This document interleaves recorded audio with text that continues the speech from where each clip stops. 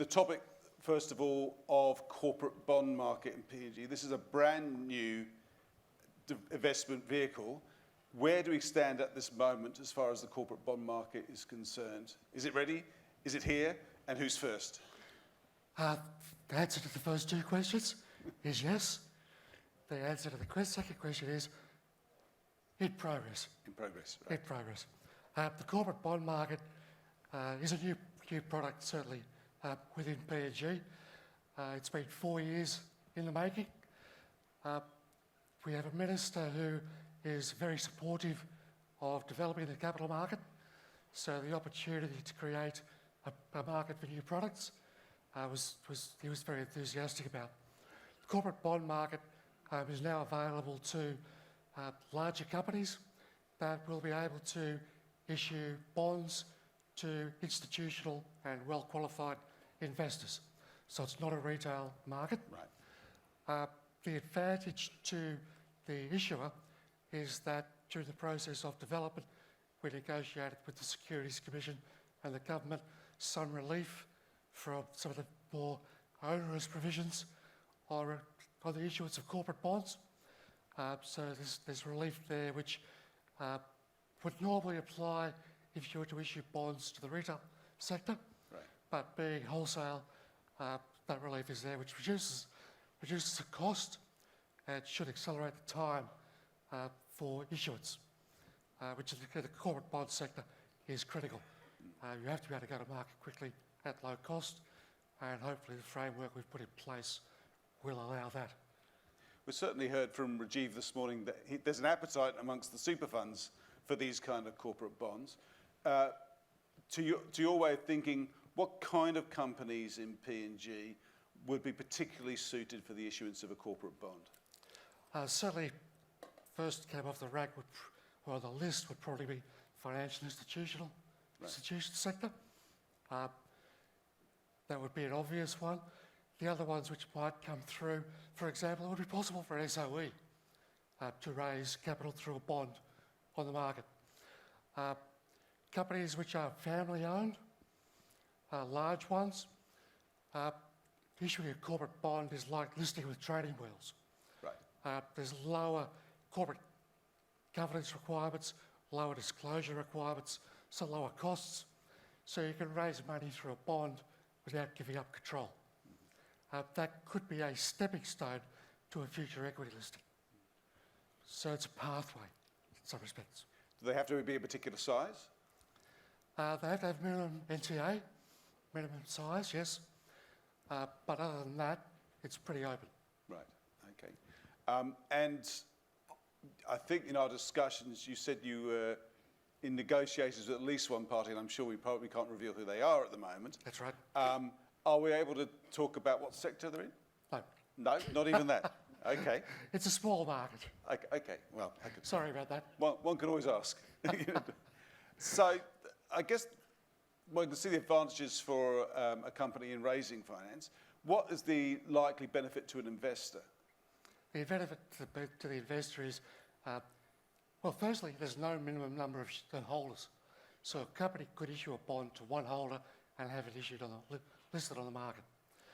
The benefit is that if there is liquidity there, well, certainly by having a market, you've got an opportunity for liquidity. Yep. The price is obviously negotiable, but it gives you the benefit also of, if there is liquidity there, being able to market on your balance sheet. Right. So you get an avenue to liquidate it. And it could be possible, for argument's sake, for an issuer to issue a bond to one party, and then on the secondary market, that can be broken down and issued to further participants of the market above retail level, so that we broaden the investor base in that product. Okay.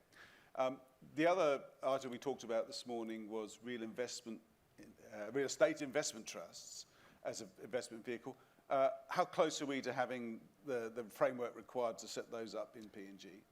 The listing of real estate investment trusts is a really exciting opportunity for the market. There's no doubt about that. We have been liaising with the Property Developers Association. We've put them in touch with global experts on REITs, and they're working closely with them.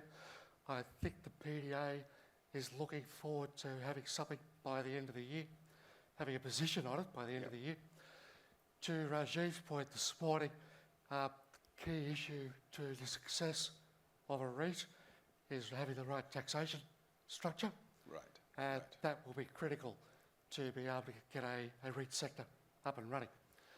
But yeah, potentially a REIT sector could release and mobilise a couple of billion kina in capital. The benefit is it can bring liquidity to the assets of the super funds. It can give retail investors access to investment in a relatively safe, stable, long-term investment. And if you look at the opportunities for developers to develop and then park properties into a REIT, that then releases capital for further development, and you then get the multiplier effect of property development through the economy. So, for example, I think the last figures I saw were in Australia, for every dollar spent on property development, you have a multiplier effect of 7 times through the economy. So by being able to mobilise real estate investment, you can generate further investment.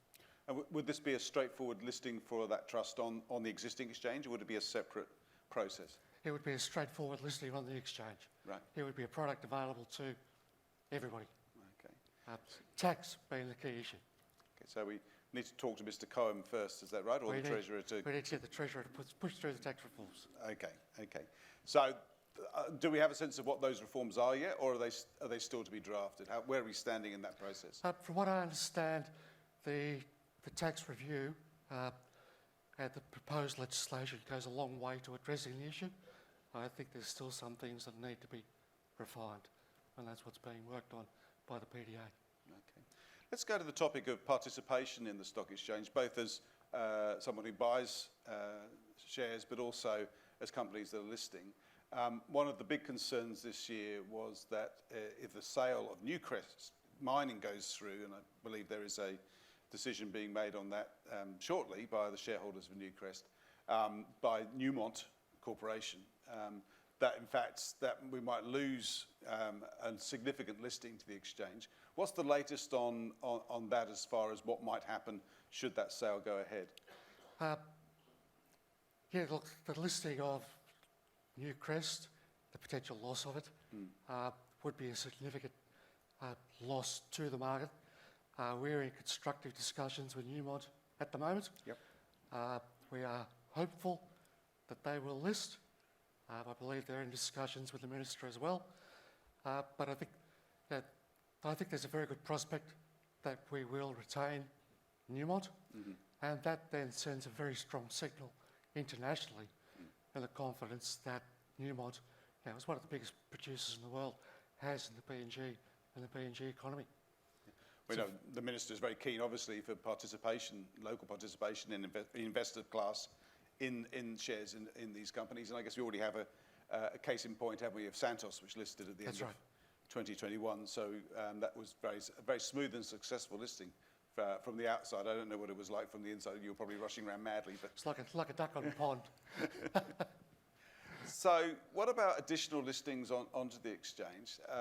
You mentioned before that I guess the corporate bond market provides a less onerous requirement on companies looking to raise capital.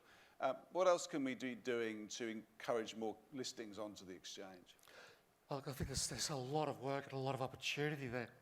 And to put where the PNG exchange is in context and the opportunity that's there, a lot of people look at the exchange and say it's very low liquidity, very low number of listings, and we can't argue with that. But that, from my perspective, represents an enormous opportunity. If you look at the PNG market from a global perspective, and it's very hard to do comparisons, and it's very hard to get data. But if I look at the most recent data that was available from the World Bank, which is unfortunately back in 2017, PNG had 6 local domestic companies listed on the exchange, and the balance were foreign. That puts us at the lowest level of smallest exchange in the world, put it that way, by the number of listings, by a fair way. The other ones that were in that space were Namibia, Lebanon, and Costa Rica. They were lucky enough to have 10 listings. But the other telling stats, our domestic market capitalisation only represented 7% of GDP. Global average domestic market capitalisation of GDP was 110%, and regionally it was 72%. So our domestic market cap represents an enormous opportunity if we could get more companies to list. The other telling stat was that our liquidity is extraordinarily low. It's at 0.05%. The next smallest at that time was 1.8%. The regional average is 168%, and the global average is 100%. Our annual turnover is about 380 million kina a year. If we could get the turnover up from 0.05% to 2%, the lowest up to the benchmark levels, most illiquid markets in the world, our annual turnover increases from about 380 million to 15,000 million kina a year. So the opportunities are enormous. I think the minister's focused on getting foreign companies to list. That is a good initiative. We have to get the right foreign companies. Domestic companies are much harder. Yep. There's a lot of family-owned companies, a lot of companies that aren't used to listing. The listing of quality SOEs in most emerging markets usually acts as a catalyst for growth. That's an opportunity in PNG. That's why we're very much focused also on REITs. It's a new asset class to stimulate growth. But the other things that could be looked at, and a lot of markets adopt, are things like tax incentives. There's no incentive for a domestic company to list in PNG. Right. Other markets will have tax write-offs for the cost of listing. They'll have tax concessions on dividends. So there's a range of things which could be looked at, and all things which we're exploring. Excellent. We might leave it there for now, David, but we've watched the progress of the exchange since your team acquired it, must be 4 years, 4.5 years 2018. ago? Goodness me. Seems like Take out COVID. And it is exciting, particularly with this new corporate bond, to see how that goes this year. And we'll look forward to news of who the lucky first entrants in the competition being. But if you listen to the super funds that we did this morning, the appetite for investing in those kind of bonds is certainly there. The appetite's certainly there, and the appetite from offshore investors is certainly there as well, if we can overcome the FX issue. That's the biggest barrier to foreign investors investing in the market in PNG.